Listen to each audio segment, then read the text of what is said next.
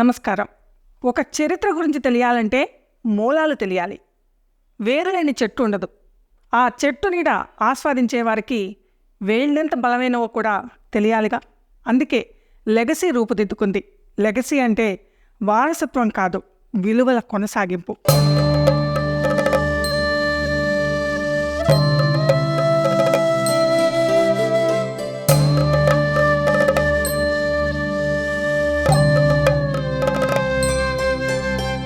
తొలి భారతీయ సినిమా ఎప్పుడు ఊపిరి పోసుకుందో తెలుసా? 1913లో. తొలి టాకీ సినిమా భక్త ప్రహ్లాద ఎప్పుడు రూపుదిద్దుకుందో తెలుసా? 1931లో. సరిగ్గా అదే సంవత్సరం 1931 మే 8న ఒక తెలుగు సినీ ప్రేమికుడు పుట్టాడు. ఆయనే ఎస్డి లాల్.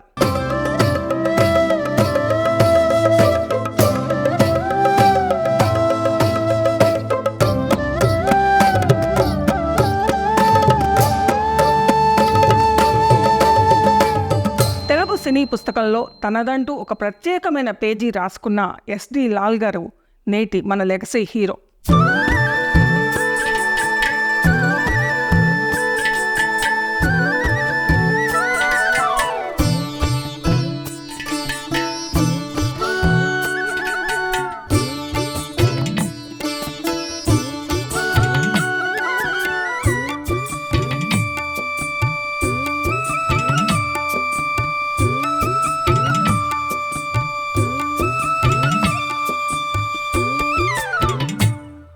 లెగసీ అంటే వారసత్వం అనే అపోహ అందరిలో ఉంది. లెగసీ అంటే వారసత్వం కాదు, పరంపర, కొనసాగింపు.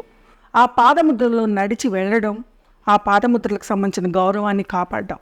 అయితే వారసత్వం అంటేనే ఒక బంగారు పళ్ళెంలో అన్నీ పెట్టి విజయాలకు బాట వేసే ఒక అవకాశం అని చెప్పని అనుకుంటారు. తాత కీర్తి, తండ్రి కీర్తి, లేదా ఆ కుటుంబ సభ్యుల సంబంధించిన పరపతి ఆ తర్వాతి తరం వారికి విజయావకాశాలని సుగమం చేస్తుందని చెప్పని అందరూ అనుకుంటారు. నిజంగా నిజమా అది?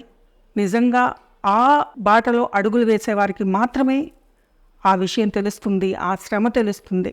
ఆ సంఘర్షణ, ఆ సంబంధించిన ఘర్షణలు తెలుసుకునే ప్రయత్నం చేద్దాం.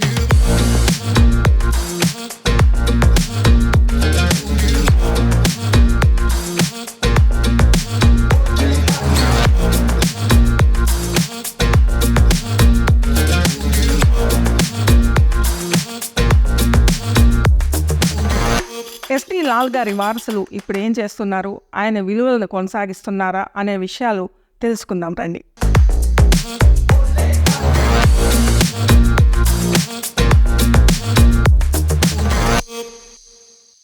గోవిందాయనమ్మ. గోవింద. ఈయన ఎస్డి లాల్ గారి పెద్దబ్బాయి మీర్. వకీల్ సాబ్ జడ్జిగా ఈ తరానికి తెలిసిన నటుడు. కానీ ఆయన దశాబ్దాలుగా ప్రముఖ టీవీ సీరియల్స్ దర్శకుడు, సినిమాటోగ్రాఫర్, ఎడిటర్ కూడా. నమస్తే మేడం. నమస్తే అండి. ఈవిడ భువన మీర్. ప్రముఖ నటుడు రక్త కన్నీరు నాగభూషణం, రక్త కన్నీరు సీతల కూతురు. భువనని మీర్ ప్రేమించి వివాహం చేసుకున్నారు. వారి సంతానమే ఆబిద్ భూషణ్, ఆసిఫ్ భూషణ్. భూషణ్ గారు నమస్తే. ఇతను ఆబిద్ భూషణ్, మీర్ పెద్ద కొడుకు. ఎస్డి లాల్ విలువలకి వారసుడైన మీర్ సినిమాటోగ్రాఫర్గా, ఎడిటర్గా, ప్రముఖ సీరియల్స్ దర్శకుడిగా, తండ్రికి తగ్గ తనయుడుగా పేరు తెచ్చుకున్నారు. మీర్ తమ్ముడు సయ్యద్ జాన్, చెల్లెలు సాబెరా కూడా ఇదే రంగంలో కొనసాగుతున్నారు. ఇప్పుడు 3వ తరంలో మీర్ చిన్న కొడుకు ఆసిఫ్ భూషణ్ విజువల్ ఎఫెక్ట్స్లో కొనసాగుతుంటే, పెద్దవాడు ఆబిద్ భూషణ్ ఓ వైపు దర్శకుడుగా, మరోవైపు నటుడుగా వెండితెరపై కొత్త చరిత్రను రాయాలని తపిస్తున్నాడు.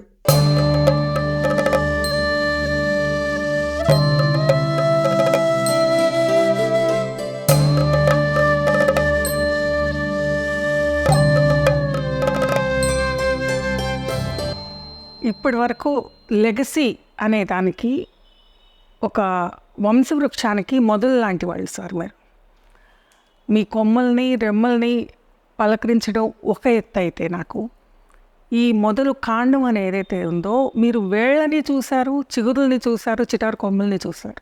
సో ఈ క్రమంలో మీ ప్రయాణం మొదలైంది. మీరు ఒక లివింగ్ లెజెండ్గా, అంటే మీరు పెద్ద మాటలు మీరు ఒప్పుకోరు, నాకు తెలుసు ఆ విషయం.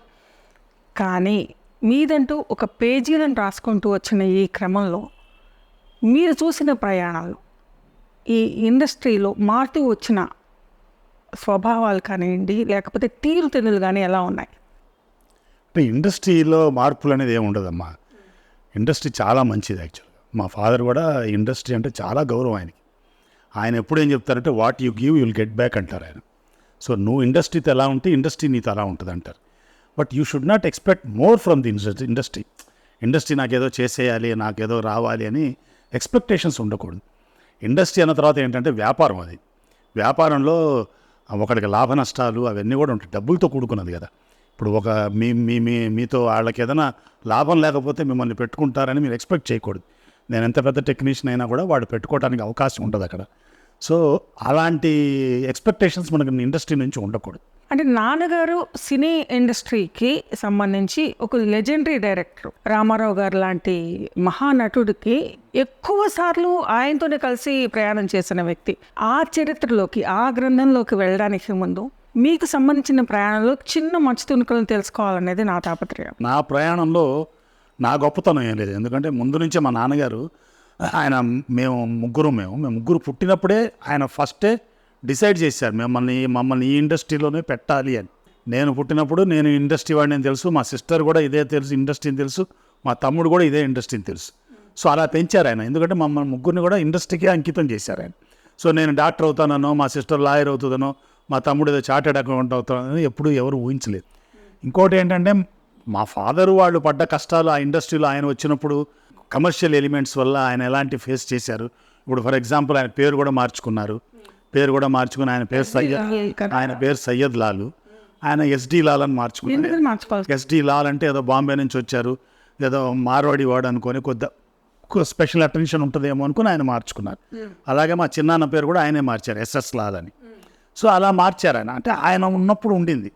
ఇప్పుడు నా తరంలో అది పెద్దగా నేను ఎక్స్పీరియన్స్ కాలేదు అలాంటి అడ్డల్స్. ఇక మా అబ్బాయి తరంలో అయితే అసలు లేదనుకుంటున్నాను. ఇప్పుడు అలాంటి అడ్డల్స్ అయితే లేవు. ఒక లెజెండరీ కుటుంబానికి కూతురు, కోడలు, తల్లి ఎన్ని భూమికలను పోషిస్తున్న మీరు, మీ అబ్బాయి విషయంలో మీరు ఎక్స్పెక్ట్ చేస్తున్న ఆ గమ్యం అనేది దగ్గరికి వచ్చిందని మీరు అనుకుంటున్నారా? అంటే మీ అబ్బాయిని మీరు ఎలా చూడాలని అనుకుంటున్నారు? యాక్చువల్గా చెప్పాలంటే ఏ ఎక్స్పెక్టేషన్స్ లేవు. ఇదే గోలు, ఇదే రీచ్ అవ్వాలి, లేదా ఒక ఆర్టిస్ట్గా మా నాన్నగారి సైడ్ నుంచి ఒక ఆర్టిస్ట్గా రీచ్ అవ్వాలని కానీ, మా మామగారిలాగా ఒక డైరెక్టర్ అవ్వాలని కానీ, లేకపోతే వాళ్ళ నాన్నగారిలాగా అన్ని శాఖల్లో ఉండాలి అలా ఏది అనుకోవట్లేదు. ఫస్ట్ నుంచి మేము చెప్పింది ఏంటంటే బాగా చదువుకోవాలి, తనకు నచ్చింది చేసుకోవాలనేది మా ఉద్దేశంలో ఉన్నాము. అలానే తను ప్రొసీడ్ అవుతున్నాడు. ఈ హైట్స్కి వెళ్ళాలి, ఇదే తన లాస్ట్ గోలు, ఇది వెళ్తేనే నాకు బాగుండు అలా ఏమీ లేదండి. ఒకటి కాదు, రెండు కాదు, ఆ కుర్రవాడి చుట్టూ 2-3 టవరింగ్ పర్సనాలిటీస్ ఆయన చుట్టూ ఉన్నాయి. తాతగారు ఇద్దరూ టవరింగ్ పర్సనాలిటీస్, తండ్రి ఒక ఉన్నతమైన స్థానంలో అందరికీ సుపరిచితులైన వ్యక్తులే. అసలు ఎంతవరకు ఈ పూలబాట అనేది తనకి ఏర్పడిందా, లేదు అంటే తన శ్రమ తనను ఎంత దూరం తీసుకెళ్తోంది, తన లక్ష్యం ఏంటి, ఈ విషయాలు తెలుసుకునే ప్రయత్నం చేద్దాం. అసలు మీరు ఎంచుకున్న లక్ష్యం ఏంటి, మీకు ఏ అభిరుచితో మొదలయ్యి ఎక్కడికి సాగుతోంది? అంటే నేను ఇండస్ట్రీకి వచ్చిన కొత్తల్లో అయితే ఒక హీరోగా వద్దామని ప్రయత్నించాం అనమాట. సో ఒక యాక్టర్గా ప్రూవ్ చేసుకోవాలి, ఒక హీరో కావాలని వచ్చాం. సో ఇప్పుడు కూడా అదే ప్రయత్నాల్లో ఉన్నాయి. ఇంకా ఎప్పుడైతే ఇంజనీరింగ్ చేసి వచ్చినప్పటి నుంచి తర్వాత నాకు ఏంటంటే ఒక యాక్టర్ కావాలి, ఒక యాక్టర్గా ప్రూవ్ చేసుకోవాలనేది వచ్చాను అనమాట నేను. సో స్లోగా మన ఇండస్ట్రీలో ఉండే కష్టాలు, లైఫ్లో ఉండే కష్టాలు, అసలు జనాలు, చుట్టుపక్కల ఉండే జనాలు వీళ్ళందరినీ చూసి నాకు దేవుడు ఇచ్చిన కొన్ని ఏమంటారు స్ట్రగుల్స్ కానీ, టెస్టింగ్ వెపన్స్ కానీ, అంటే అలా చాలా లైఫ్లో అంటే ఫ్యామిలీ రూపంగా కానీ, ఫ్రెండ్స్ కానీ, సొసైటీ కానీ అన్ని రూపాయలు అన్నీ చూపించిన తర్వాత నాకు ఇప్పుడు క్లారిటీ ఏంటంటే ఫ్రమ్ పాస్ట్ ఒక 5 to 7 years నుంచి ఒక క్లారిటీ అంటే first you have to prove our self as in what ever field manage చేస్తున్నాం. అంటే ఒక యాక్టర్గా ప్రూవ్ చేసుకొని మనం సంపాదించిన డబ్బులు కానీ, మనం సంపాదించుకున్న పేరు కానీ మనకుండే చుట్టుపక్కల ఉండే జనాలకి వాడుకునేలాగా ఉండాలని నా థాట్. ఇప్పుడు ఒక 7-8 years నుంచి చూసుకుంటేనే అదే థాట్ ప్రాసెస్ రన్ అవుతుంది అన్నమాట. తను యాక్చువల్గా ఇప్పుడు తను బీటెక్ చదివి, ఇంజనీరింగ్ చదివి డెలాయిట్లో జాబ్ చేసుకుంటూ సడన్గా యాక్టింగ్ ఫీల్డ్లోకి వచ్చేసాడు. వచ్చిన తర్వాత ఇప్పుడు అందరూ అనుకుంటున్నట్టు అదేమంత ఈజీ కాదు. ఏదో నాగభూషణ గారి మనవడు, లాల్ గారి మనవడు అనగానే అక్కడ రండి బాబు నీకు వేషాలు ఇస్తామని ఎక్కడా ఉండదు. తను స్ట్రగుల్ చేయాల్సిందే, తను తిరగాల్సిందే, తను అందరినీ అలాగా స్టెప్ బై స్టెప్పే వెళ్తూ వచ్చాడు. కానీ ఎక్కడ తను దిగాలు పడిపోలేదు. మా నాన్నగారు ఎలా అయితే స్ట్రగుల్ పడ్డారో అలానే తను కూడా స్ట్రగుల్ చేస్తున్నాడు. అఫ్కోర్స్ మా నాన్నగారికి అప్పుడు ఎవరూ లేరు ఆయన వచ్చినప్పుడు. తనకు అలా కాదు, చుట్టూ అందరూ ఉన్నారు. ఒక రకంగా చెప్పాలి అంటే అందరూ ఉన్నారు, కానీ సముద్రం నీరు టైపే, ఉప్పు నీరు టైపే కదా. ఎందుకని అని అంటే గమనించినప్పుడు పేరు ప్రఖ్యాతులు ఎక్కువగా ఎంత ఉన్నాయో మొహమాటాలు కూడా అంతే ఉన్నాయి. అంత అవకాశవాదం లేదు కదా కుటుంబంలో. మరి దానిని ఆ సంఖ్యలను వదులుచుకుని భూషణ్ ఒకవేళ ముందుకు వెళ్ళాలి అని అంటే మీరేం చెప్తారు? తను వెళ్ళడానికి కూడా తను ఎట్లా పడితే అట్లా వెళ్ళట్లేదు. చాలా ప్రాపర్గా ఒక వే పెట్టుకొని పెద్దవాళ్ళ పేరు చెడిపోకుండా, తాతగారుల పేర్లు కానీ తండ్రి పేర్లు కానీ ఏది చెడిపోకుండా తన దారి జాగ్రత్తగా అమర్చుకుంటూ వెళ్తున్నాడు. అది బాగా నచ్చింది కూడా నాకు. నాకు ఆ పేరుకు సంబంధించిన అంటే తాతల పేర్లు కానీ లేకపోతే నాన్నగారు దీనివల్ల కానీ నాకెందుకు సరైన ఒక విజయాన్ని కరెక్ట్గా తెచ్చిపెట్టలేదు అని మీ దగ్గర ఇప్పుడు బాధపడిన సందర్భాలు ఉన్నాయా? మేం తెచ్చిపెట్టలేదు అని బాధపడలేదు, కానీ తనకు రాలేదు అని బాధపడ్డాడు. అంటే చాలా వరకు అంటే నాకెందుకు సక్సెస్ రావట్లేదు, అందరికి వస్తుంది కానీ నాకెందుకు రావట్లేదు. సక్సెస్ అంటే అసలు మీ దృష్టిలో డెఫినేషన్ ఏంటి? మంచి పేరే మేడం ఇప్పుడు ప్రెసెంట్ అయితే. పేరు యాజ్ అ గుడ్ యాక్టర్ పేరు రావాలని, పేరు వస్తే తర్వాత డబ్బు అన్నీ వస్తాయి. కానీ సో మంచి పేరు వచ్చి మంచి పొజిషన్కి వెళ్ళాలని అయితే, అంటే ఎక్కడికి వెళ్ళినా గుర్తుంపు ఉండాలి, ఒక సక్సెస్ అంటూ రావాలని.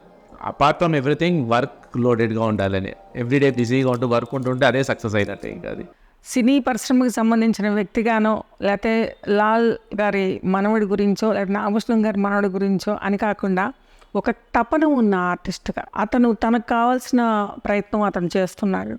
అతని శ్రమ అతను పడుతున్నప్పుడు ఇవి సంఖ్యలను అనుకుందామా, పూలదండలు అనుకుందామా అంటే విజయం వచ్చినప్పుడు పూలదండలుగా మారుతాయి అనిపించవచ్చు మనకి. కానీ ఒక తండ్రిగా మీరు భూషణ్ని చూస్తున్నప్పుడు మీకేమనిపిస్తుంది? యాజ్ అ ఫాదర్గా I'm very proud of him. ఎందుకంటే is very talented character, 100% pure character. ఎందుకంటే మా ఫాదర్ వాళ్ళు ఎలాగైతే క్యారెక్టర్ ఉండేదో ఇండస్ట్రీ మీద అదంతా యాజ్ ఇట్ ఈస్ పుచ్చుకున్నాడు వాడు కూడా. So character wise I'm very happy. Talent చాలా మంచి బ్రహ్మాండమైన టాలెంట్ ఉంది. I can see his talent యాక్చువల్గా. So as an artist and as well as a technician also he's also far ahead of technology అనమాట. మా తాతగారు లాగే వాడు కూడా డిఫరెంట్గా ఆలోచిస్తున్నాడు, డిఫరెంట్గా చేస్తున్నాడు. మా అబ్బాయి అని చెప్పి నేను గొప్పగా చెప్పడం కాదు, కానీ ఆ స్ట్రగ్లింగ్ పీరియడ్లో ఎటువంటి అడ్డదారి తొక్కట్లేదు. తను చాలా స్ట్రైట్ ఫార్వర్డ్గా తను కష్టపడుతున్నాడు. తనకున్న క్వాలిటీస్ కూడా నేను చెప్తాను. సిన్సియర్గా ఉంటాడు సెట్లో, ఎటువంటి బ్యాడ్ హ్యాబిట్స్ లేవు, ఏమి అల్లరి చిల్లర పనులు చేయడాలు ఇలాంటివన్నీ ఏం చేయడు. సెట్లోకి వస్తే సెట్ అంటే సెట్లో, వర్క్ అంటే వర్కే. ఇప్పుడు ఒక కళాకారుల కుటుంబంలో పుట్టినప్పుడు కళాకారుల కుటుంబంలో మీరు మెట్టిన తర్వాత అదంత సులభమైంది ఆషామాషి అయిన జీవన విధానం ఉండదండి. అంటే అన్ని విజయాలే ఉంటే అది అద్భుతం, కానీ ఒక స్ట్రగుల్ ఉంది. బయటకు విజయాలు కనిపించినప్పుడు వీళ్ళు గొప్ప వాళ్ళని చెప్పి వాళ్ళ లెజెండరీ చెప్పుకుంటున్నాం, కానీ గెలుపోటములకి ప్రత్యక్ష సాక్షి మీరు ఇవాళ రోజున. సో మీ నాన్నగారిది కానివ్వండి, మీ మామయ్య గారిది కానివ్వండి, ఆ అప్ అండ్ డౌన్స్ చూసినప్పుడు వాళ్ళ వ్యక్తిత్వాల్లో ఉన్న స్ట్రాంగ్నెస్ మీరు ఏం గమనించారు? స్ట్రగుల్ అనేది యాజ్ అన్ ఆర్టిస్ట్ మా నాన్నగారు చాలా స్ట్రగుల్ అయినట్టు అండి. సింపుల్గా ఆయన పెద్ద ఆర్టిస్ట్ అయిపోయి 20 years సినిమా ఇండస్ట్రీని వేయలేరు అంటున్నారు, కానీ దానికి ముందు ఆయన పడిన స్ట్రగుల్ చాలా ఉంది. ఇప్పుడు ఉన్న పరిస్థితుల్లో నాన్నగారికి ఫ్యామిలీలో ఎవ్వరూ సినిమా ఇండస్ట్రీలో లేరు. ఫ్రెండ్స్ ఎవరో అక్కడక్కడ ఫ్రెండ్స్, వాళ్ళు పెరుమాళ్ గారు ఒక ఫ్రెండ్, ఆయనకి తెలిసిన ఫ్రెండ్, వాళ్ళ ద్వారానే ఆయన వచ్చారు. కానీ అలా ఉండి కూడా ఆయన ఒక స్ట్రాంగ్ డిటర్మినేషన్తో ఉన్నారు. నేను ఆర్టిస్ట్ని అవ్వాలి అని చెప్పేసి అనుకున్నారు. 56లో ఏది నిజం సినిమాలో హీరోగా యాక్ట్ చేశారు. బట్ అదేమి సక్సెస్ అవ్వదు. ఆయన ప్రయాణం హీరోగా స్టార్ట్ అయింది లేదు, చిన్న చిన్న వేషాలుగానే వేశారు. ఫస్ట్ చిన్న చిన్న వేషాలే, రూపవతి, జ్యోతి, తర్వాత పల్లెటూరు ఫస్ట్ రిలీజ్ అయిన సినిమా నాన్నగారిది. దాంట్లో అన్నిట్లో చిన్న చిన్న వేషాలే. మాయాబజార్లో అయితే మరీ చిన్న వేషం. సరే అలా అన్న హీరోగా నిలబడతారా అనుకుంటే నిలబడలేకపోయారు. హీరోగాను ఆయన కంటిన్యూ అవ్వలేదు, చిన్న చిన్న వేషాలు ఆయన చేయలేకపోయారు. అప్పుడు ఏం చేశారు, డబ్బింగ్లు చెప్తూ మొదలుపెట్టారు. అంటే అదర్ సోర్స్ ఏదో ఒకటి ఇన్కమ్ కావాలి కదా. మరి ఆయన తర్వాత ఇంట్లో ఫ్యామిలీ ఉంది, మా నాయనమ్మ ఉన్నారు, మా చిన్నాన్నలు, అత్తలు అందరూ ఉన్నారు. మరి ఇన్కమ్ కావాలి కదా, ఎంతో కొంత ఇన్కమ్ కావాలి కదా. అందుకని చిన్న చిన్న డబ్బింగ్లు చెప్తుండేవారు. అప్పుడు సినిమాకి రక్తకన్నీరు సినిమాకి ఎంఆర్ రాధా గారి సినిమా తెలుగులో డబ్ చేస్తుంటే దానికి డబ్బింగ్ చెప్తూ అప్పుడు వచ్చిన థాట్ ఆయనకి రక్తకన్నీరు డ్రామా చేస్తే బాగుంటుంది కదా అని చెప్పి. అంటే ఒక లైఫ్ని నేను ఇదే ఇలానే వెళ్తూనే ఉంటే నేను ఇందులోనే ఉంటాను, ఇట్లానే చేసుకుంటూ పోతూ ఉండాలి, ఇందులోనే నాకు సక్సెస్ రావాలి అనకుండా ఈ సక్సెస్ కావాల్సినవన్నీ ఆయన యాడ్ చేసుకుంటూ వెళ్ళారు. అప్పుడే ఆయన రక్తకన్నీరు స్టార్ట్ చేయాలనుకోవడము, దాన్ని స్టార్ట్ చేయడము, అప్పుడే మా అమ్మగారితో పరిచయం అవ్వడము, ఆ డ్రామా చేయడం, అది సక్సెస్ అయ్యి ఘన విజయం వచ్చి బాగా వచ్చినా కూడా ఆ తర్వాత 62లో ఆయన మంచి మనుషుల సినిమాతో బాగా నోటెడ్ అయిపోయారు, చాలా ఫేమస్ అయిపోయారు. కానీ రక్తకన్నీరు డ్రామాని మట్టుకు వదలలేదు. అప్పుడు నాటకాలు ఆ కాలంలో బాగా చూసేవారు కదండి జనాలు, అందుకని నాటకాలకి చాలా ఇంపార్టెన్స్. ఎంత ఇంపార్టెన్స్ అంటే every month first week only for డ్రామానే, రక్తకన్నీరు డ్రామాకు మట్టిగా ఫస్ట్ వీక్. ఇంకా ఏ సినిమాకి దేనికి డేట్స్ ఇచ్చేవారు కదా, ఎంత రెమ్యునరేషన్ ఇచ్చినా ఏమి ఇచ్చినా, అన్లెస్ ఏదైనా ఎమర్జెన్సీ అంటే కూడా ఆ డేట్స్ కాకుండా మిగతా డేట్స్లోనే చేసేవారు. అంటే నాగభూషణ గారు సక్సెస్ రాగానే అంతా హ్యాపీగానే ఉన్నారా? ఆయనకంటే స్ట్రగుల్ ఏం లేదా? అంతా కేక్ వాక్ లాగానే జరుగుతూ వెళ్ళిపోయిందా ఆయనకి? మీరు చూస్తున్న దీంట్లో నాగభూషణం గారి సంఘర్షణలు ఏంటి, వేదనలు ఏంటి? రక్తకన్నీరు స్టార్ట్ చేసిన తర్వాత మా మదర్ సపోర్ట్ చాలా ఉండింది, మా నాన్నగారికి చాలా సపోర్ట్ చేశారు. మా అమ్మగారు అప్పటికే ఆర్టిస్టు అయినా అన్ని సినిమాల్లో వేషాలు గీషాలు అన్ని స్టాప్ చేశారు. అమ్మ ఓన్లీ రక్తకన్నీరులో మట్టుకే యాక్ట్ చేసేవారు. వీరి పేరు గోపాలరావు గారు. No, only Mr. Paul. అదేంటి Gopal? Goes out of Gopal and there remains only Paul. Nagabhushanam విలక్షణ నటుడుగా వెండితెరపై పేరు తెచ్చుకున్నారు. మరోవైపు రక్తకన్నీరు నాటకంలో సమాజ జాడ్యాలను, వికృతాలను విప్లవాత్మకంగా ప్రదర్శించారు. విలక్షణమైన నటుడుగానే కాదు, హీరోగాను, నిర్మాతగాను ప్రయోగాలు చేశారు. నాగభూషణం చేసే ప్రతి ప్రయత్నంలోనూ కనిపించని శక్తిగా భర్తకి అండగా నిలిచారు రక్తకన్నీరు సీత. సీత నాగభూషణం జీవితంలోకి వచ్చే నాటికే మంచి నటిగా పేరు తెచ్చుకున్నారు. నాగభూషణం అర్ధాంగి అయ్యాక సీత పూర్తిగా సంసార జీవితానికే ప్రాధాన్యతనిచ్చి నటనని వదిలేసి నాగభూషణం ప్రతి ప్రయత్నానికి, ప్రయోగానికి వెన్నుదన్నుగా నిలిచారు. సినిమాలలో నటన మానేసిన రక్తకన్నీరు నాటకంలో మాత్రం తన పాత్రని తప్పకుండా పోషించి రక్తకన్నీరు సీతగా నిలిచిపోయారు. నాకు తెలిసినంతవరకు నాన్నగారు అనేది మీకు విపరీతమైన ఎమోషన్. నాన్న అనేది ప్రతి ఒక్కరికి అటాచ్మెంట్ ఎమోషనే. కానీ మీకు సంబంధించినంతవరకు ఎస్డి లాల్ గారు ఏంటి, అసలు ఎలాంటి నిర్వచనం ఇస్తారు మీరు ఆయన అంటే? అంటే మా ఫాదర్ అంటే నాకు అల్టిమేట్. అంతే ఇప్పుడు లైఫ్లో ఇప్పుడు ఇలా ఉన్నాను అంటే మా ఫాదరే కారణం దానికి. అంటే అందరికీ ఫాదర్ అంటే మీరు అన్నట్టు జస్ట్ ఫాదర్ ఉంటారు, నాకు గురువు కూడా ఆయన. ఆయన పుట్టినప్పటి నుంచే నన్ను ఇదే ఫీల్డ్లో పెట్టాలని చెప్పి నేను చిన్నప్పటి నుంచే 6వ క్లాస్ 5వ క్లాస్ చదువుతున్నప్పటి నుంచే స్కూల్ అవ్వగానే ఆయనతో పాటు షూటింగ్లు తీసుకెళ్ళటం, ఆయనతో పాటు ల్యాబులకు తీసుకెళ్ళటం, ఆయనతో పాటు ఎడిటింగ్ రూమ్లు తీసుకెళ్ళటం. సో ఈ ఫిలిం దీని గురించి అంతా కూడా నాకు చిన్నప్పటి నుంచి నూరిపోశారు ఆయన. సో ఈ ప్రయాణంలో చివరికి నన్ను తీసుకొచ్చి ఫుల్ ఫ్లెడ్జ్డ్గా, అంటే ఆయన ఫస్ట్ నుంచి ఏంటంటే మినిమం క్వాలిఫికేషన్ ఉండాలి అని చెప్పి నా చేత డిగ్రీ చేయించారు. ఆ తర్వాత నాకు అర్థమైంది ఆ డిగ్రీ చదవటం వల్ల ఆ చదువుకి నేను పనిచేస్తున్న దానికి కొంచెం కూడా సంబంధం లేదు, ఇంత కూడా ఉపయోగపడలేదు ఆ డిగ్రీ. ఒక ఎటువంటి ఓతం కానివ్వండి, ఎటువంటి సపోర్టు, ఎటువంటి గైడ్ లైన్స్ లేని చోట తానే ఒక పుస్తకంలాగా మారాలని అనుకుని ప్రయత్నం చేయడంలో ఆయన ఎదుర్కొన్న సందర్భాలు కానివ్వండి, కష్టాలు కానివ్వండి, మీతో ఎప్పుడైనా షేర్ చేసుకున్నారా? అంటే ఆయన పడ్డంత కష్టం మేము ఎవరు పడలేదు యాక్చువల్గా. ఇప్పుడు ఆయన ఆల్రెడీ దారేసేసి నడిపించేశారు ఆయన. సో ఆయన చాలా కష్టపడ్డారు ఆయన. ఆ రోజుల్లో సినిమాలు ఎలాగంటే ఒక సినిమా రాగానే మళ్ళీ 1 year గ్యాప్ ఉంటుంది. సో ఆ 1 year మళ్ళీ గెట్ ఆన్ అవ్వడానికి ఏదో అప్పులు ఏవో చేసుకుంటాము. సో ఆ స్ట్రగుల్ ఉంటుంది. ఇప్పుడు ఫైనాన్షియల్ ప్రాబ్లమ్స్ వచ్చినప్పుడు ఫస్ట్ మా అమ్మ జ్యువెలర్స్ మందులు స్టార్ట్ అవుతాయి. మెడలో గొలుసుల దగ్గర నుంచి, గాజుల దగ్గర నుంచి లాస్ట్కి చెవుకున్న కమ్మలు వెళ్ళిపోతుంది, ఏది మారోడి షాప్కి.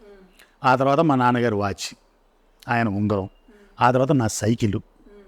ఇక అదే సైకిల్ అయిపోయిన తర్వాత ఇక మిగిలిన ఏముంటాయి, ఇంట్లో ఉండే దేక్షాలు, అండాలు, గంగాడాలు, ఇవి రాత్రుల పూట సైకిల్ రిక్షాలో తీసుకెళ్ళి అక్కడ పెట్టాలి.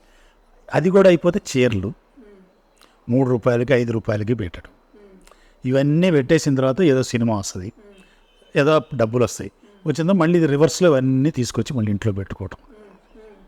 సో ఇలాంటి కష్టాలు అయినా కూడా ఆయనకి ఏంటంటే ఫీల్డ్ మీద అసలు ఎటువంటి రిగ్రెట్ ఉండేది కాదు. ఆయనకి రిగ్రెట్ ఏం లేదు. ప్రముఖ సినీ దర్శకుడు ఎస్డి లాల్కి సినిమా అంటే ఎంత ప్రేమంటే 18 ఏళ్లు తిరగకుండానే సహదర్శకుడై 28 వయసులో తొలి చిత్రాన్ని దర్శకత్వం చేసి మనసా వాచా కర్మణ సినిమాకి జీవితాన్ని అంకితం చేసేంత. సినిమా విజ్ఞాన ఖరీద చిత్ర పరిశ్రమలో ప్రత్యేకమైన స్థానం సంపాదించుకున్న ఎస్డి లాల్ ఆదర్శాలు సినిమాలో డైలాగులుగా కాకుండా చేతల్లో చూపిస్తూ సినీ కార్మికులకి కాలనీ, సిబ్బందికి సెట్లో సమాన భోజనం ఏర్పాటు చేశారు. ఎస్డి లాల్కి సినిమా అంటే ఎంత ఘాటు ప్రేమంటే తమ్ముడిని, తన సంతానాన్ని సినీ పరిశ్రమ సేవకై సైనికులుగా తీర్చిదిద్దారు. కష్టం వచ్చినా సరే, పస్తులున్నా సరే పరిశ్రమని నిందించలేనంతగా వారి మనసుల్లో సినిమాపై చెరగని గౌరవ సంతకం చేసి పరిశ్రమకి కట్టప్పల్లిచ్చేశారు. అది ఎస్డి లాల్ అంటే. టెక్నికల్గా ఆయన దగ్గర చాలా నేర్చుకున్నాం.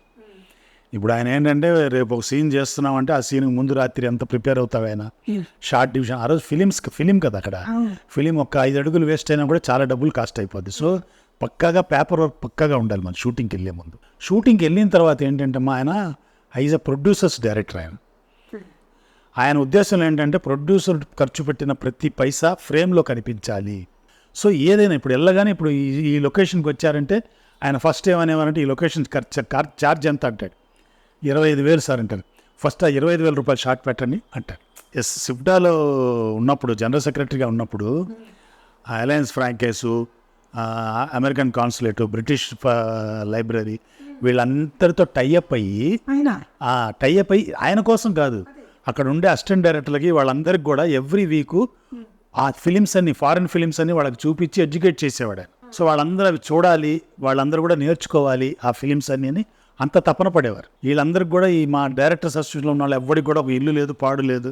ఆయనకుండే ఫ్రెండ్ అప్పుడు హౌసింగ్ మినిస్టర్ అయి ఉంటే ఆయన దగ్గరికి వీళ్ళందరినీ తీసుకెళ్ళి మాకు ఇల్లు లేవయా, మాకు ఇల్లు కట్టించిపోయా అంటే ఆయన అప్పుడు చీఫ్ మినిస్టర్ గారిని అడిగితే ఆయన ఈ సినిమా వాళ్ళయ్యా వీళ్ళు మనకు ఓట్లు వేయరు, వీళ్ళకెందుకు, మన మామూలు స్లమ్ కట్టిస్తే వాళ్ళు మనకు ఓట్లు వేస్తారంటే ఆయన దెబ్బలాడి ఫస్ట్ టైము గవర్నమెంట్ ఇల్లు కట్టి అక్కడ ఇప్పుడు చిత్రపురి కాలనీ ఇవన్నీ అంటున్నారు కానీ అప్పుడు దిస్ వాజ్ ఇన్ 1975 ఎప్పుడు అనుకుంటా. అప్పుడు వాళ్ళందరికీ ఇల్లు కట్టించి ఒక ప్లేస్లో మంత్లీ ఇన్స్టాల్మెంట్లో డబ్బులు కట్టుకోవటం. ఆ కాలనీ ఇవాళకి కూడా ఉంది, రాజారాం ఫిలిం డైరెక్టర్స్ కాలనీ అని చెన్నైలో ఉంది. అంటే ఆ ఆలోచనకి బీజం నాన్నగారు వేశారు. నాన్నగారే మెయిన్ అన్న. ఇంకా మా నాన్నగారి గురించి ఇంకా చెప్పాలంటే చిత్రపురి కాలనీ కడుతున్నప్పుడు ప్రభాకర్ రెడ్డి గారు మా నాన్నగారికి బాగా క్లోజ్. ఎందుకంటే మా నాన్నగారి సినిమాలు అన్నింటిలోనూ ఆయన ఉంటారు. ప్రభాకర్ రెడ్డి గారి మీద మా నాన్నగారికి ప్రత్యేక ఇదే. అక్కడ ఇల్లు తీసుకోమంటే మా నాన్నగారు అక్కర్లేదు, నాకు ఆల్రెడీ మెడ్రాస్లో ఒక ఇల్లు ఉంది, నేనెందుకు లేని వాళ్ళకి ఇవ్వండి అని చెప్పి వదిలేశాడు ఆయన.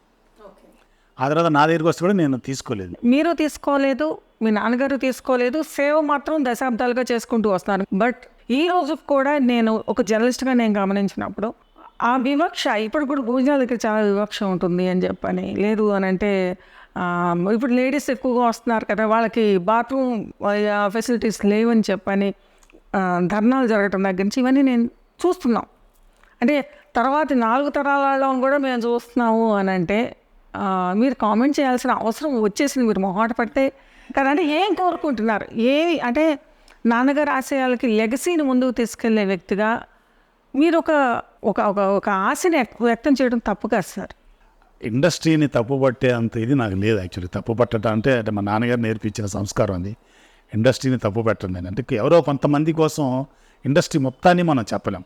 పర్సంటేజ్ ఉంటుంది, ఆ పర్సంటేజ్ని బట్టి మనం మొత్తం ఇండస్ట్రీని అలాగని చెప్పకూడదు. మన ఇండస్ట్రీలో చాలా మంచి వాళ్ళు ఉన్నారు, చాలా హెల్పింగ్ నేచర్ ఉన్నవాడు ఉన్నారు, చాలా పెద్ద ప్రొడ్యూసర్లు ఉన్నారు, గొప్ప ప్రొడ్యూసర్లు ఉన్నారు, ఒక ఎంఎస్ రెడ్డి లాంటి వాళ్ళు ఎంతోమంది ఉన్నారు.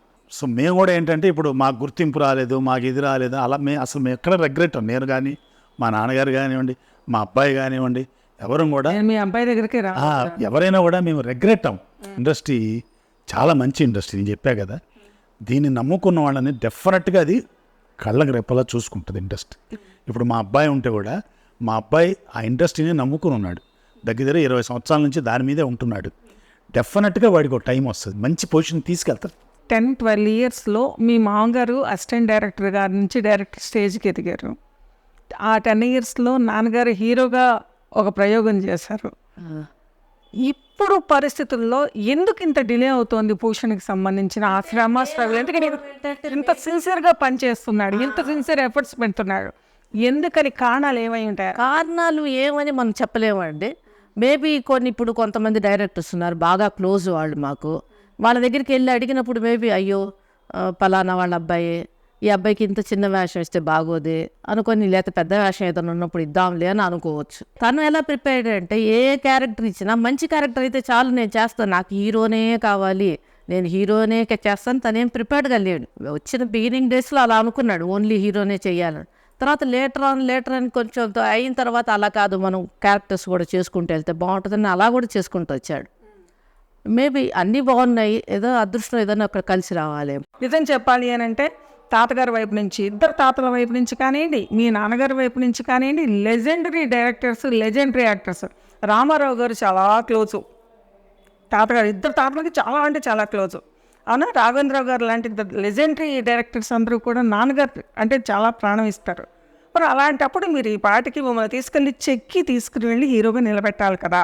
ఫస్ట్ నుంచి డాడీకి ఎక్కడైనా వెళ్ళి వర్క్ అడగడం కానీ, ఇదిగోండి మా అబ్బాయి రికమెండేషన్ చేయడం కానీ మా డాడీకి అస్సలు నచ్చదు. రాఘవేంద్రరావు గారితో ఎన్నిసార్లు చేసినా కూడా తీసుకెళ్ళి మా అబ్బాయి సార్ అని హలో సార్ నమస్తే సార్ బాగున్నారు అంటారు, కానీ ఆయన గట్టిగా కూర్చోబెట్టి మా అబ్బాయికి వర్క్ ఇవ్వండి అని అడిగే వ్యక్తే కాదు మా డాడగారు అసలు. సో ఎప్పుడు ఏ డైరెక్టర్ దగ్గర సరే సరే, ఏ ప్రొడక్షన్, ఇప్పుడు నేను బాహుబలి టైంలో రాజమౌళి గారి దగ్గర కూడా తీసుకెళ్ళి కూర్చోబెట్టారు. మా అబ్బాయి చూడండి సార్ యాక్టింగ్ బాగా చేస్తున్నారు, కానీ ఒకసారి గట్టిగా కూడా చెప్పలేదు మా అబ్బాయిని పెట్టుకోవాల్సిందే, ఇది ఇలా చేస్తున్నాడు. అప్పటికి నేను 6 ప్యాక్ చేశాను ఆయన కోసం, అన్నీ చేసుకుని రెడీగా అయ్యాను అనమాట. కానీ డాడీ అసలు మీకు అవసరం అంటే పెట్టుకోని సార్, లేతే లేదు అనే వ్యక్తి అనమాట. వాడు నా కొడుకు అంటే ఫస్ట్ మెట్టు ఎక్కించడానికి పనికి వస్తుందమ్మా ఈజీగా. ఆ తర్వాత ఇప్పుడు ఏదో పెద్ద బాగా డబ్బులున్న వాళ్ళైతే ఇంకో పిక్చర్ కూడా ఒకటి తీసి ఇంకొక 2 మెట్లు ఎక్కిస్తారు. తర్వాత అతనిలో టాలెంట్ ఉంటేనే శిఖరాన్ని అందుకోగలుగుతాడు, లేకపోతే ఇదంతా పనికిరాదు యాక్చువల్గా. ఇప్పుడు ఈ ఫస్ట్ మెట్టు ఎక్కడం కోసం పనికొచ్చేది ఈ లెగసీ, నా పేరు కానివ్వండి, మా నాన్నగారి పేరు కానివ్వండి. సో అతని ప్యాషను, అతని డెడికేషను, అతను ఎంత డెడికేటెడ్గా ఉంటున్నాడు ఇండస్ట్రీకి, ఎంత నమ్ముకొని ఉంటున్నాడు, ఎంత హార్డ్ వర్క్ చేస్తున్నాడు అనేది ముఖ్యం. అది ఆ జీన్సే నాలో కూడా వచ్చిందనమాట. ఏ డైరెక్టర్ దగ్గరికైనా ఇప్పుడు ఎంతమంది కానీ నేను డైరెక్ట్గా ఫోన్ చేసి మాట్లాడగలుగుతాం, కానీ నేను చేయను అనమాట. ఎందుకంటే వాళ్ళు ఏం ఫీల్ అవుతారో అని. ఇప్పుడు నేనే 2-3 సార్లు చేశాను అనుకోండి, అనుకోగానే ఏంటి అబ్బా మీరు గారు అబ్బాయి అన్నిసార్లు ఫోన్ చేస్తే చంపుతున్నాడు, ఇస్తాం కదా క్యారెక్టర్ ఉంటే ఎందుకు ఇవ్వమని వాళ్ళ ఇన్నర్ ఫీలింగ్ ఉండొచ్చు. మనకి ఇంట్లో ఒక రిసోర్స్ ఉందనుకోండి, నీకు ఇన్ని పరిచయాలు ఉన్నాయి కదా, నువ్వు చెప్తే ఒక మాట అయిపోతుంది కదా అని ఎప్పుడన్నా మీరు గారిని గట్టిగా అంటే భార్య స్థానం నుంచి తల్లి స్థానంకి వచ్చారు మీరు. తల్లి స్థానం చాలా ఎమోషనల్ అండ్ సెల్ఫిష్గా ఉంటుంది యాక్చువల్గా చెప్పాలి అని అంటే. ఆ మూమెంట్లో మీ కొడుకు గురించి మీరు ఆలోచిస్తున్నప్పుడు మీరు గారిని వాడికంటూ ఒక స్థానాన్ని ఎందుకు ఏర్పరచలేకపోయారు అనే ఒక కంప్లైంట్ ఏమైనా ఉందా మీరు గారి పైన? మీకు కంప్లైంట్ ఏమీ లేదు, కానీ అంటే తీసుకెళ్ళమని మట్టుగా అడిగాను. కొంచెం ఛానల్లో వాళ్ళ దగ్గర తీసుకెళ్ళండి, మీరు తీసుకెళ్తే కొంచెం పరిచయం వస్తుంది కదా అని. కానీ దానివల్ల ఏమి తీసుకువెళ్ళిన తర్వాత దాని రిజల్ట్ ఏమంత పెద్ద గొప్పగా రాలేదు. జనరల్గా బంగారు స్పూను తో పుట్టావానో లేకపోతే వెండి స్పూన్తో పుట్టావానో ఇది చాలా టాక్స్ మన చుట్టూ వింటాం. నీకేమైంది అంటే బయట నుంచి రావడానికి నీ బ్యాక్గ్రౌండ్ ఏంటి అడుగుతున్నారు అనే క్వశ్చన్ చాలా వస్తుంది భూషణ్. ఎవరికి అవకాశాలు రాకపోయినా నాకు బ్యాక్గ్రౌండ్ లేదు, వాళ్ళకి కులం బ్యాక్గ్రౌండ్ ఉంది, లేకపోతే వాళ్ళ ఇది ఉంది బ్యాక్గ్రౌండ్ ఉంది. నిజమే ఇది? అదే అస్సలు నిజమే కాదు మేడం. అదే నన్ను అంటే బ్యాక్గ్రౌండ్ అంటున్నారు, కానీ ఇప్పుడు శ్రీకాంత్ వాళ్ళ అబ్బాయి కానీ, చిరంజీవి వాళ్ళ అబ్బాయి కానీ, నేమ్ ఎనీ పెద్దవాళ్ళు, వాళ్ళు చిన్నప్పటి నుంచి అతన్ని ఆర్టిస్ట్ చేయాలి, హీరోని చేయాలనే మైండ్ సెట్తోనే ఉంటారు వాళ్ళు, వాళ్ళ వారసత్వాన్ని. కానీ ఇప్పుడు ఎందుకు మేడం మహేష్ బాబు కూతురు వాళ్ళ పెద్ద హోర్డింగ్ వేసారు, జూబ్లీస్ సత్యనారాయణ జ్యువెలరీస్ అని పెద్దవాడు చిన్నప్పటి నుంచి స్టార్ట్ చేశారు వాళ్ళకి. సో వాళ్ళకి చిన్నప్పటి నుంచే గ్రూమింగ్ స్టార్ట్ చేస్తే ఎలా ఉండాలి, ఎలా ఉండకూడదు అని వాళ్ళకి చిన్నప్పటి నుంచి అన్నీ నేర్పించి వచ్చేసారు వాళ్ళు. కానీ మా దగ్గర వచ్చినప్పటికీ టెక్నికల్ ఫ్యామిలీ ఎక్కువ. అంటే నాగభూషణం గారు తాతయ్య గారు అంటే మదర్ వాళ్ళ ఫాదర్ కాబట్టి, మా ఇంట్లో ఉండేటప్పటికి మా నాన్నగారు కెమెరామ్యాన్ అప్పుడు స్టార్టింగ్లో, జాన్ గారు కెమెరామ్యాన్, మా అత్త ఎడిటర్, మా తాతగారు డైరెక్టర్. సో మా టెక్నికల్ ఫ్యామిలీ విజువల్ ఎఫెక్ట్స్. చిన్నప్పటి నుంచి అయితే మాత్రం వీళ్ళందరూ టెక్నికల్ ఫ్యామిలీ ఉండడం వల్ల నాకు చిన్నప్పటి నుంచి యాక్టింగ్ చేయాలి, నువ్వు ఇలా ఉండాలి, నువ్వు ఈ వయసుకి వచ్చేప్పుడు డ్యాన్స్ చేసుకోవాలి, ఈ వయసుకి వచ్చి ఫైటింగ్ చేయాలని ఎప్పుడు నాకేం చెప్పలే. చిన్నప్పుడు నువ్వు చదువుకో అనేవాళ్ళే తప్ప, క్రికెట్ ఆడుకో అనేవాళ్ళు తప్ప, యాక్టింగ్లో ఉండాలి, నువ్వు ఇలా బాడీ మెయింటైన్ చేయాలి అలాంటిది ఏం లేదు. బాగా తినేవాడిని, ఆడుకునేవాడిని. సో అలా ఉండేవాడిని. నేను ఇంజనీరింగ్ వచ్చిన తర్వాత ఏదో థర్డ్ ఇయర్లో అప్పుడు నాకు జ్ఞానోదయం అయ్యేది.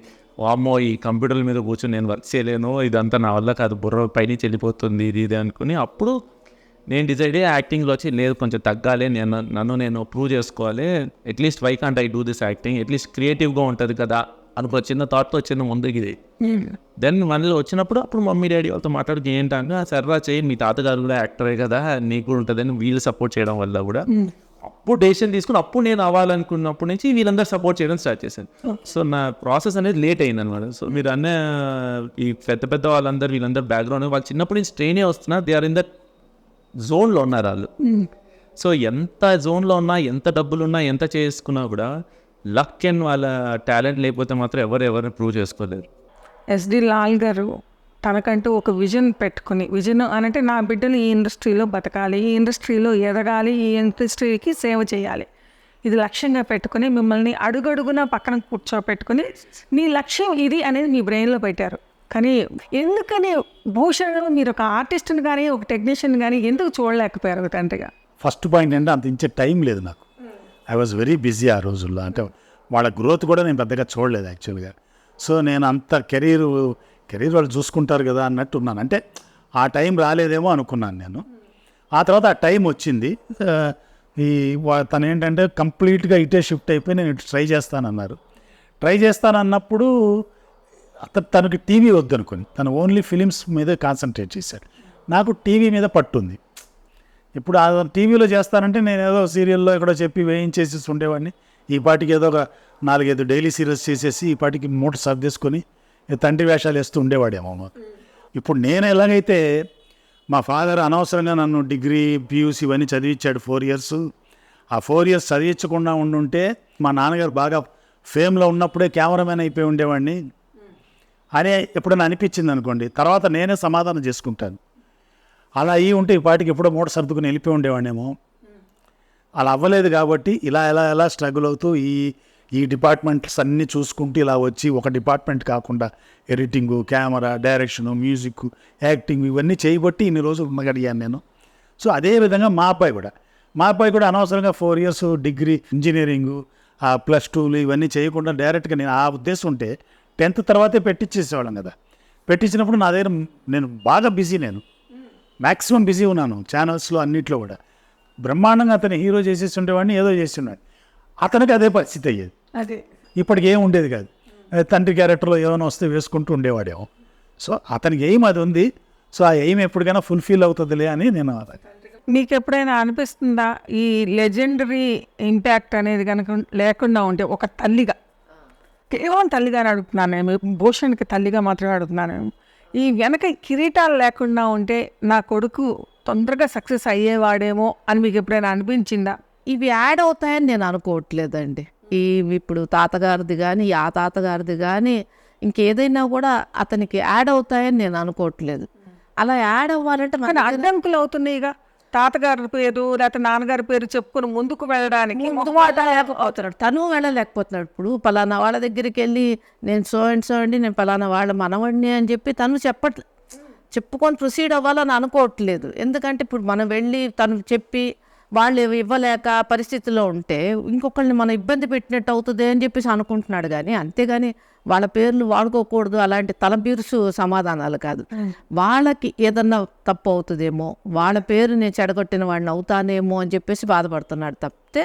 నేను అదే అంటే నాకు కనిపించిన కిరీటాలు ఆ పిల్లవాడిని ఎత్తిపోయిన ఉన్నప్పుడు అంటే వాళ్ళ పేరు చెడగొట్టకూడదు, కానీ ఆ కిరీటాన్ని అలాగే నేను జాగ్రత్తగా కాపాడాలి అనుకునే ఒక స్ట్రగుల్లో ఇది అతని ప్రయత్నాలకు ఒక అదనపు బరువు అవ్వదా? అంటే ఒక రకంగా ఆర్థికపరమైన స్ట్రెంత్ ఇచ్చి మీరు సినిమా తీసి అతన్ని హీరోగా చేస్తేనేమో ఒక పద్ధతి, అది చేసే పరిస్థితుల్లో మేము లేవు ఇప్పుడు. ఎందుకంటే అన్ని కోట్లు పెట్టి సినిమా తీసేంత పరిస్థితుల్లో మేము లేవు ఇప్పుడు. పరిస్థితి కొని ఉన్న పరిచయాలను ఉపయోగించుకొని లేదండి మా అబ్బాయికి లైఫ్ ఇప్పించండి అనగలిగే ఆ స్టేజ్లో మీరు గారు ఉన్నారా? ఆయన తత్వం ఎలాంటిదంటే ఎందుకు మనం వెళ్ళి అడగడం ఎందుకు, వాళ్ళని ఇబ్బంది పెట్టడం ఎందుకు అని ఆయన ఫీల్ అవుతూ ఉంటారు. మనం ఎవరిని వెళ్ళి అడిగినా కూడా వాళ్ళకి కష్టం కలగకూడదు, అంటే వాళ్ళకి వాళ్ళు ఫీల్ అవ్వకూడదు.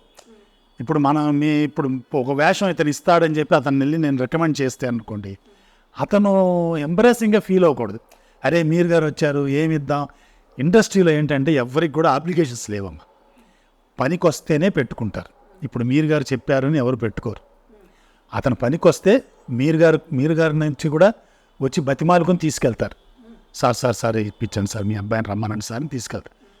వాళ్ళకి పనికి రాడంటే మీరు గారు కాదు కదా, ప్రైమ్ మినిస్టర్ చెప్పినా పెట్టుకోరు. అది ఇండస్ట్రీలో అది జనరల్గా నడుస్తున్న ట్రెండ్ అది. సో నేను వెళ్ళి ఇప్పుడు నాకు బాగా పరిచయమైన ప్రొడ్యూసర్స్ ఉన్నారు, డైరెక్టర్స్ ఉన్నారు, చాలామంది ఉన్నారు. వాళ్ళ దగ్గరికి వెళ్ళి నేను అడిగాను అనుకోండి, వాళ్ళు మొహం అటానికి తప్పకుండా గురువుగారు అంటారు. అడిగాను కూడా అన్నది అదే తప్పకుండా గురువుగారు. అసలు మీరు ఆఫీస్ దాకా రావటం ఏంటి గురువుగారు అన్నవాళ్ళు కూడా ఉన్నారు. మీరు వెళ్ళండి, అదే భూషణ్ నాన్నగారిని తీసుకురాకు, ఏదో నువ్వు నాకు ఫోన్ చెయ్యి అని ఇట్టా కూడా చెప్తారు. అంతవరకు బాగానే ఉంటుంది. తర్వాత అసలు ఏమి కదలదు, ఎక్కడేసిన గొంగలు అక్కడే ఉంటుంది. మరి ఎలా ఈ లెగసీ ముందుకు తీసుకెళ్ళడం ఎలా? భూషణ్ పైన కాళ్ళకి సంకెళ్ళు, తలపైన బరువు, అంటే మీరు గమనించినప్పుడు ఈ తరాలని 3 తరాలకి మీరు గమనించినప్పుడు భూషణ్లో ఆ నటుడికి ఉండాల్సిన లక్షణాలు నిష్పక్షపాతంగా చెప్పాలి, ఎందుకంటే మీరు ఒక మంచి క్రిటిక్ కాబట్టి ఆ లక్షణాలు ఉన్నాయని మీరు అనుకుంటున్నారా? ఏమైనా మెరుగుపరచుకోవాల్సి ఉన్నాయి? లేదండి. తనకి ఒక నటుడుగా తనకు ఉండవలసిన లక్షణాలు, ఒక మనిషిగా తనకు ఉండవలసిన లక్షణాలు 100% ఉన్నాయండి. ఎవరైనా చెప్తారు, నేనే కదా, తన చుట్టూ ఉన్న తన ఫ్రెండ్స్ కానీ ఎవరు అడిగినా కూడా చాలా మంచివాడనే చెప్తాడు. ఆ మంచితనం తను నిలబెట్టుకుంటున్నాడు. దాన్ని చెడగొట్టకూడదు, తన మంచితనం చెడిపోకూడదు, తన 4 ఫాదర్స్ 4 గ్రాండ్ ఫాదర్స్ వాళ్ళ పేరు చెడగొట్టకూడదు అని తను ఆలోచిస్తున్నాడు.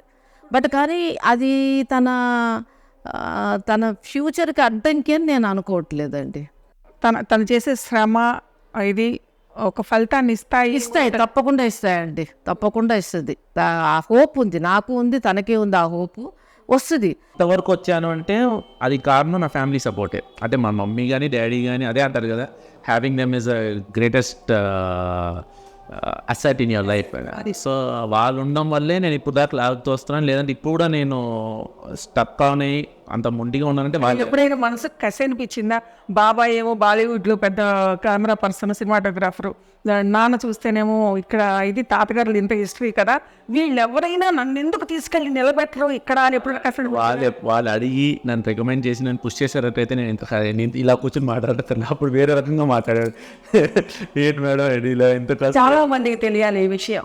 అదే వారసత్వం అనేది, లేదా ఇంట్లో ఒక గొప్ప వాళ్ళు సాధిస్తే వాళ్ళకి అన్నీ దొరికేస్తాయి అని అనుకుంటే అది చాలా పొరపాటు.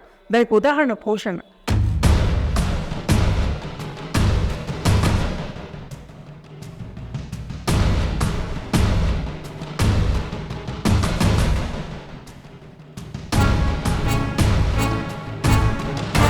తండ్రి తాతల పేరు ప్రతిష్టలు ఆబిద్ భూషణ్ని వెండితెర రారాజుని ఎందుకు చేయలేకపోయాయి?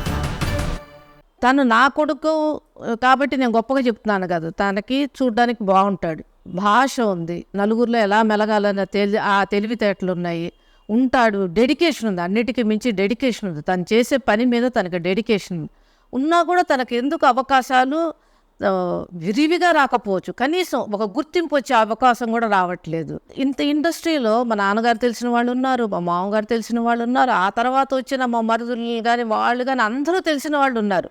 కానీ ఏ ఒక్కరు కూడా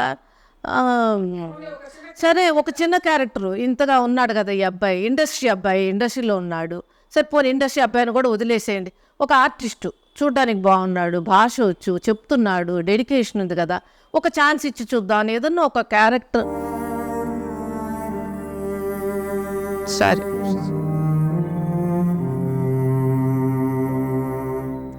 ఒక్క క్యారెక్టర్ మా అబ్బాయికి ఒక్కళ్ళు ఎవరన్నా ఒక అవకాశం, ఒక చిన్న గుర్తింపు వచ్చే అవకాశం ఇస్తే డెఫినెట్గా తను నిరూపించుకుంటాడు. అది అలా ఇండస్ట్రీ బాధ్యత. ఎంత డెడికేట్గా ఉన్నాడంటే ఇప్పుడు తను మ్యారేజ్ కూడా చేసుకోలేదండి, మా అబ్బాయి మ్యారేజ్ చేసుకోలేదు. ఎందుకంటే నేను ఒక ఇదితో ఉన్నాను, ఒక గోల్తో ఉన్నాను.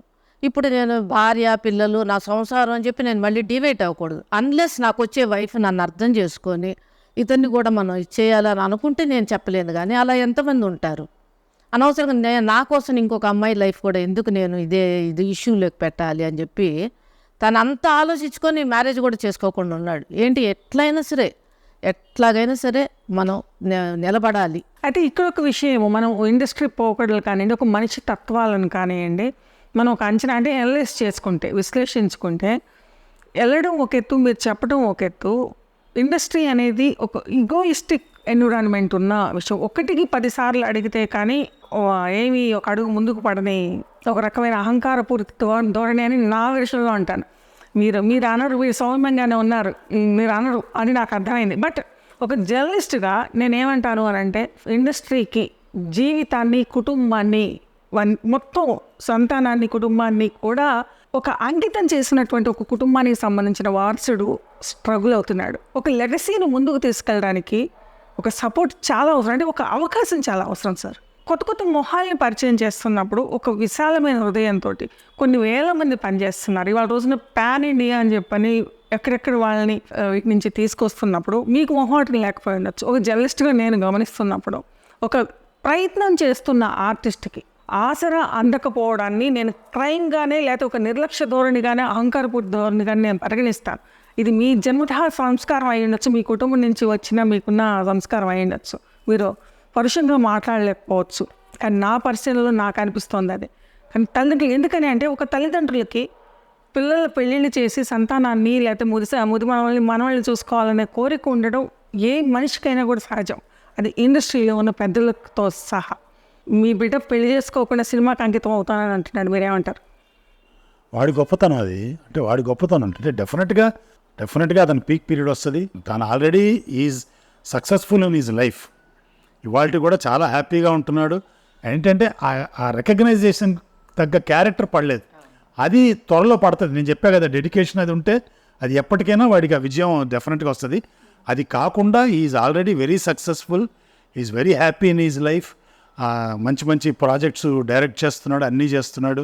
సో ఆ విధంగా మేము వీఆర్ ఆల్ హ్యాపీ. స్ట్రగ్లింగ్ అనేది ఏం లేదు కానీ, బట్ ఏంటంటే మీరు అన్నట్టు అంత గుర్తింపు రాలేదు. గుర్తింపుకి కొలత ఉండదు కదా మేడం, ఎంత గుర్తింపు అనేది వేలుకు తగ్గ వ్యాపు కదా, అంతే. అలాగే కాబట్టి భగవంతుడు ఏమిస్తే దాంతో తృప్తి పడాలి, అది బేసిక్ అన్నమాట. ఒక కళని ప్రేమించేవాళ్ళు, కళని దైవంగా ప్రేమించి పూజించే ఒక కుటుంబం నుంచి వచ్చిన ఒక కుర్రవాడిగా మీలో పట్టుదల నేను ఎందుకు ఇంత ఇదిగా అడుగుతున్నానంటే, పెళ్ళిని కూడా దూరం పెట్టేసి నేను తప్పనిసరిగా దీనిలో ప్రూవ్ చేసుకుని నిలబడాలి అనే ఒక పంతం ఉంది చూసారా, అది మీ జీన్స్లో ఉందని నేను నమ్ముతున్నాను నేను.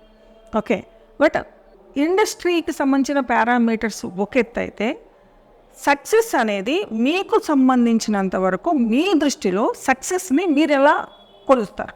ఐఎమ్ స్టిల్ అండర్ వాళ్ళ షాడోలోనే ఉన్నాను నేను, ఆ చెట్టు షాడోలోనే ఉన్నాను. ఎక్కడికి వెళ్ళి రత్త కానీ, నాగభూషణ్ మనోడు కానీ, మీరు గారు అబ్బాయి కానీ ఎక్కడైనా పిలిచి ఎక్కడైనా కూర్చోబెట్టి మాట్లాడుతున్నారంటే అది వాళ్ళు చేసుకున్న గ్రేట్నెస్. సో ఇంకా నా పేరు గుర్తించుకుని చేసేంత ఇంకా ఆ స్టెప్కి రాలేదని నేను అనుకుంటున్నాను. సో ఫస్ట్ మార్కులు వేసేది అక్కడే వేసేస్తారు.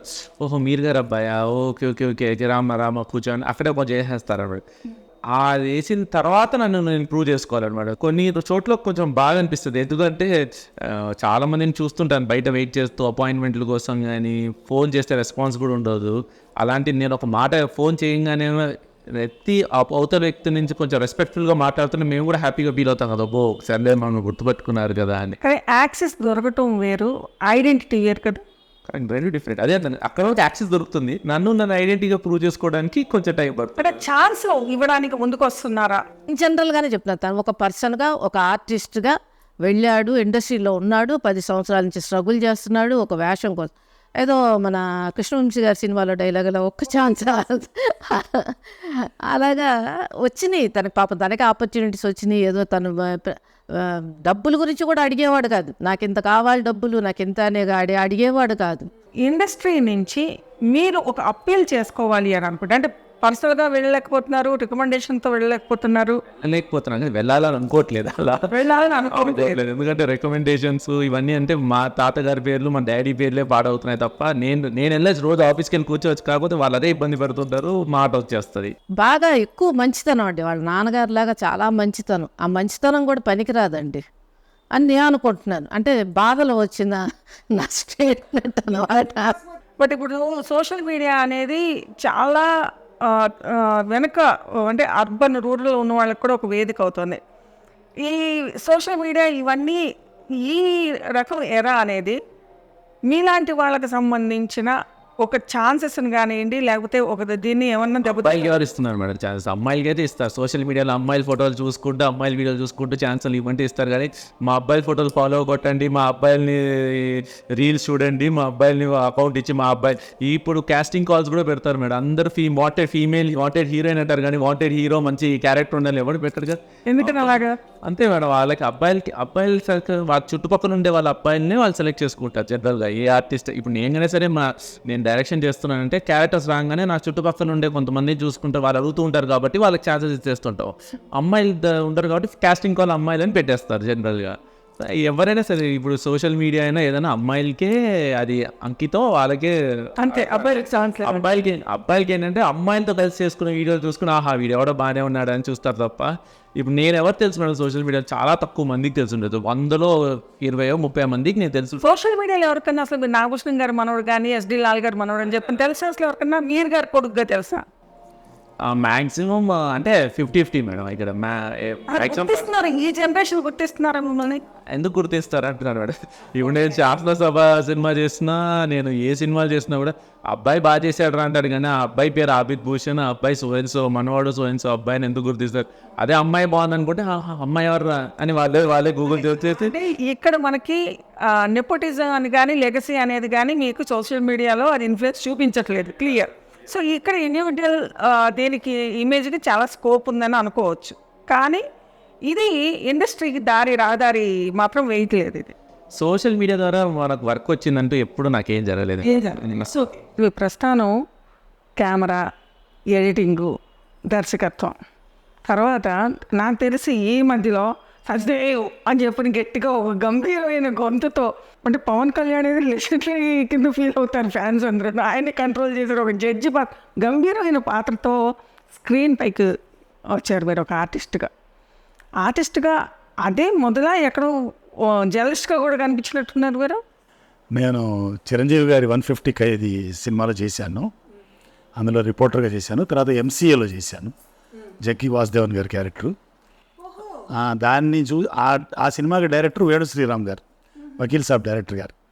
అందులో చూసి ఆయన ఇంప్రెస్ అయ్యి నాకు వకీల్ సాబ్లో ఆ పెద్ద క్యారెక్టర్ ఇచ్చారన్నమాట. ఎందుకంటే వకీల్ సాబ్ సినిమాకి మొత్తానికి కూడా కీలకమైన రోలు జడ్జిది అవుతుంది, కంట్రోల్. అది నాకు ఇవ్వటం అనేది వేణు శ్రీరామ్ గారి గొప్పతనం. అది నేను వేస్తున్నానని తెలిసి నాకు అవకాశం ఇవ్వటం అనేది పవన్ కళ్యాణ్ గారి గొప్పతనం. అది ఏమన్నారండి పవన్ కళ్యాణ్? గ్రేట్ పర్సన్ అండి ఆయన, చాలా మంచి హ్యూమన్ బీయింగ్. నేను ఒక 14 రోజులు పనిచేశాను ఆ సెట్లో. చాలా ఎంజాయ్ చేశాను. అంటే డెడికేటెడ్ అండ్ వెరీ కమిటెడ్ మనిషి. వేరే అవకేషన్స్ ఏమీ లేవు. హ్యూమన్ వాల్యూస్ బాగా తెలిసిన మనిషి, మంచి వ్యక్తి, హ్యూమన్ వాల్యూస్ బాగా తెలిసిన వ్యక్తి అనమాట. ఇప్పుడు వకీల్ సాబ్ కానివ్వండి, ఇటువంటి అంటే పెద్ద స్పాన్ ఉన్న మూవీస్, అంటే కమర్షియల్ వైజ్గా. కానీ ఒక కమర్షియల్ హీరో ఉన్న దాంట్లో మనం ఇంత కనిపించినా చాలు అనేది ఒకటి ఉంటుంది. వకీల్ సాబ్ దీంట్లో మీరు చాలాసార్లు చెప్పున్నారు. కానీ పవన్ కళ్యాణ్ గారితో మాట్లాడినప్పుడు, ఎందుకంటే పవన్ కళ్యాణ్కి కూడా చాలా స్ట్రగుల్స్ ఎదురయ్యాయి. కానీ వాస్తవానికి ఇప్పుడు నేను పవన్ కళ్యాణ్ గారితో మాట్లాడిందే లేదు. అసలు అవకాశం రాలేదా మీకు? అసలు అవకాశం రాదు నాకు. అసలు పవన్ కళ్యాణ్ గారితో అసలు కలుద్దాం డాడీని ఎన్నిసార్లు అడిగినా కూడా ఆయన కూడా రమ్మన్నారు, మీ అబ్బాయిని తీసుకుని రమ్మని డాడీకి చెప్పారు. డాడీ ఫోన్ చేయరుగా, వాళ్ళ మేనేజర్ దగ్గర నంబర్ ఇచ్చి కూడా అన్నారు మీరు మీ అబ్బాయి వచ్చినారు ఒకసారి కలవండి అని కూడా ఆయన చెప్పారు. వాళ్ళ మేనేజర్కి ఫోన్ చేసి అపాయింట్మెంట్ తీసుకొని డాడీకి మొహమాటం, ఆయన బిజీగా ఉంటారు వద్దులే అని. ఇప్పుడు వకీల్ సాబ్ సినిమా దగ్గర మేనేజర్ ఫోన్ చేసి అపాయింట్మెంట్ అన్నాడు. నేను 2 సార్లు అడిగాను, డాడీ ఒకసారి అడగండి అని. డాడీ కొన్నిసార్లు ఈ సంఖ్యలన్నీ తెంచేసుకుని ఇండివిజువల్గా ఒక ఫైట్ చేయాలనిపిస్తుందా భూషణ్? లేదు మేడం, ఇలానే ఉంటాను కరెక్ట్. నా పేరు పోయినా పర్లేదు కానీ వాళ్ళ పేరు మాత్రం పోవడం. అంటే పేరు పోవడము పేరు రావడము అనేది భూషణ్ ఎందుకని అంటే ఆ లెగసీని నాన్నగారి వరకు కంటిన్యూ చేస్తున్నారు. తప్పో రైటో కష్టమో సుఖమో మీరు అది అందుకున్నారు ఆ దారం కదా. దాన్ని నేను పాడవకుండా ముందుకు తీసుకెళ్ళాను. పాడవడము నా వల్ల ఏదైనా అయిందంటే మళ్ళీ నేను లైఫ్ లాంగ్ రిగ్రెట్ అవ్వాలి కాదమ్మా. ఇప్పుడు స్ట్రగుల్ చేయడము, మీకు ఒక ఛాన్స్ దొరికిందాక ముందుకు వెళ్ళడము అనేది తల వంచడం. ఎందుకంటే మామూలుగా ఒక సేయింగ్ ఉంటుంది, ఒక గడప చిన్నదైనప్పుడు కొన్ని చోట్ల మనం తల వంచి వెళ్ళడం అనేది చాలా అవసరం అని చెప్పని అంటారు కదా. Industry maybe the legendary directors, producers మీరు తల వంచి రావాలి మా దగ్గర 2 సార్లు అడగాలని ఎదురు చూస్తున్నారేమో. Check it. అడుగుతున్నాం మేడం, అడుగుతూనే ఉన్నాం కానీ అదే అన్నాను మేడం, వాళ్ళ చుట్టుపక్కల కొంతమంది ఉంటారు, కొంత బ్యాచ్లు ఉంటారు వాళ్ళ చుట్టుపక్కల 20 దేవుడు వారు వచ్చిన పూజారి రానివాడు. వాళ్ళ చుట్టుపక్కల ఉంటారు కొంత కో డైరెక్టర్స్ కానీ ఆర్టిస్టులు కానీ వీళ్ళందరూ కానీ వాళ్ళ చుట్టుపక్కలలోనే ఉంటారు. డైరెక్టర్కి వాళ్ళందరినీ దాటుకుంటూ నా దగ్గరికి రావాలంటే నేను ఎక్కడో చోట ప్రూవ్ చేసుకోవాలన్నమాట. ఇవాళ రోజున ఇప్పుడు మారిన డిజిటల్ ఎరాలో మొత్తం అన్నికి సంబంధించిన హద్దులు చెదిరిపోయినాయి. టెలివిజన్కి తేడా లేదు, ఓటీటీ ప్లాట్ఫామ్స్కి తేడా లేదు. ఇవాళ రోజున మొబైల్లో పెట్టుకుని మొత్తం అందరూ కూడా అన్నిటినీ చూసేస్తున్నారు. ఈ దీంట్లో మీ పర్సెప్షన్ ఏమన్నా మారిందా ఒకవేళ? ఎందుకంటే టెలివిజన్ రంగంలోకి సినిమాకి సంబంధించిన ప్రొడక్షన్ హౌసెస్ కూడా పెద్ద పెద్దవన్నీ కూడా దిగుతున్నాయి. సో అలాంటప్పుడు అంటే ఒక ఆర్టిస్ట్గా మీరు చరిత్రలో నిలబడడం కోసం ఒకవేళ మంచి రోల్, మంచి హీరోయిక్ ఇది కనుక వస్తే, మిమ్మల్ని ప్రూవ్ చేసుకోవడానికి వస్తే మీరు ఎటువంటి డెసిషన్స్ తీసుకునే అవకాశం ఉంటుంది?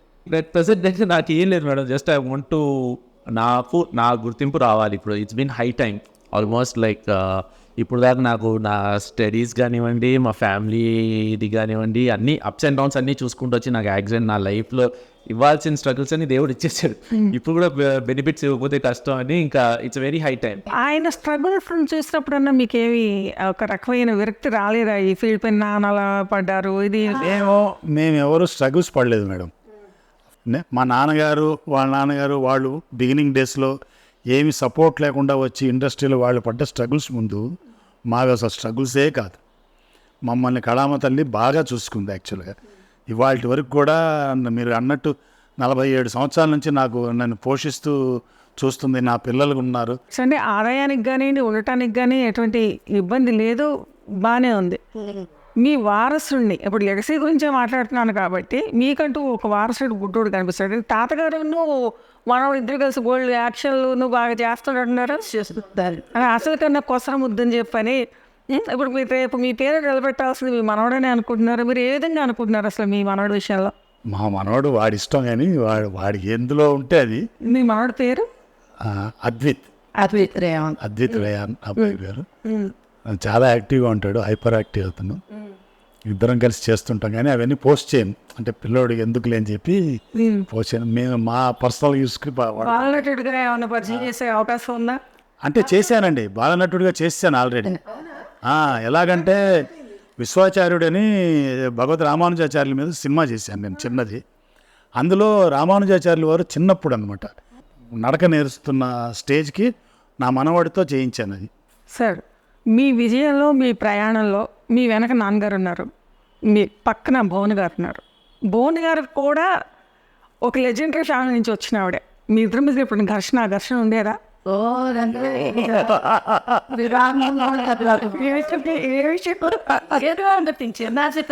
ఏం లేకపోతే అలాగా హార్ట్ బీట్ లాగా కొట్టుకుంటూ ఉండాలి కదా. మీకు సరే భారీగా ఆవిడకి ఎలాగో ఉంటాయి కంప్లైంట్స్? భార్య మీద మీకు ఏమైనా ఉన్నాయా కంప్లైంట్స్? ఉన్నా కూడా ఇప్పుడు చెప్పను కదా, మళ్ళీ మీరు అనుకున్న లక్ష్యం అనేది లక్ష్యం అని కాదు, మీరు ఎంచుకున్న దారిలో మీకంటూ ఒక పాజిటివ్ స్టెప్ స్టార్ట్ అయింది. యాక్చువల్గా చెప్పాలి అని అంటే మీ తాతగారు నాన్నగారు వాళ్ళ పేర్లు తెచ్చుకున్నారు, కానీ భూషణ్ అనే వ్యక్తి తనదంటూ చరిత్రలో ఒక పేజ్ క్రియేట్ చేసుకోవాలని ఇంకటూ ఆల్ ది బెస్ట్. ఈ ఇంటర్వ్యూ అనేది, ఈ లెగసీ ఇంటర్వ్యూ అనేది చాలామందికి ఒక గుణపాఠం అవుతుంది, ఒక కనువిపోతుంది.